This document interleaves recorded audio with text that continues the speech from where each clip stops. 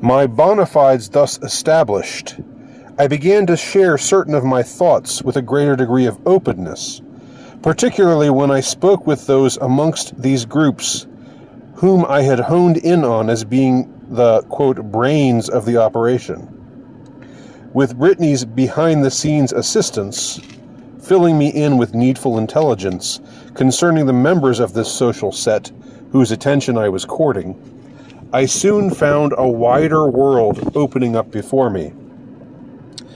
Though these mostly lame-brained people, the world's would-be genetic inheritors, God help us all, loved to party and live it up, and were generally drawn to hedonism with a fervor resembling religious devotion, they at the same time affected disgust for all religious dogma, seeing it as silly and repugnant superstition, created for the benefit of mere subhumans, and in no way applicable to their own exalted lives, as upholders of the exalted lineage they carried within their presumably superior genes.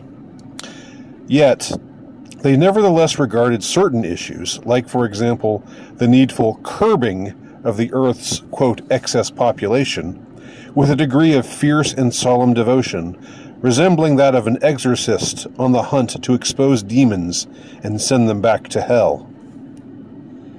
It must also be noted that a degree of decorum existed even in these circles, and a sort of delicacy of rhetoric was maintained. Indeed, there were certain things that one didn't just outwardly say, except with a certain level of circumlocution, even when speaking exclusively amongst their own. Such customs prevailed, at least most of the time. I shall mention some notable exceptions to this rule, occasions in which shocking candor even became de rigueur in a moment. Nevertheless, one could easily manage a slight smirk as one muttered something in a sardonic tone about, quote, all the poor souls who had been wiped out by the overlords, or who had fallen victim to suicide, or been induced to perish in other ways. They would apologize around me when mentioning Atlanta, of course, as they knew my parents and sisters had been victims of Ash Tuesday, and they allowed the loss must have been heartbreaking. Still, one quite fit yet valorous fellow I befriended on a certain evening, when he and I were apart from the group and he had already thrown back a few hefty shots and whiskey chasers, let the truth pour forth like rain. A lot of human weeds sure got choked out on that day, he began, with an aggressive, drunken flourish.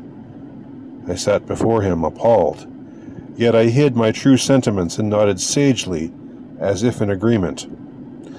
Lives unworthy of life, worthless eaters, inessential people, mere cretins, just taking up space and draining resources.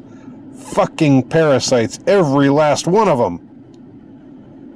I raised a glass in a jocular gesture and clinked his glass, though inwardly, of course, I was seething and shaking. It was too bad, he quickly added, that the fine folks of my own family had to suffer and die alongside all those apes, baboons, and pigs he allowed. I wish they could have found a way to get out in time like you. Didn't they get the tip-off from anyone? At this casual mention of a tip-off, my heart did a somersault in my chest.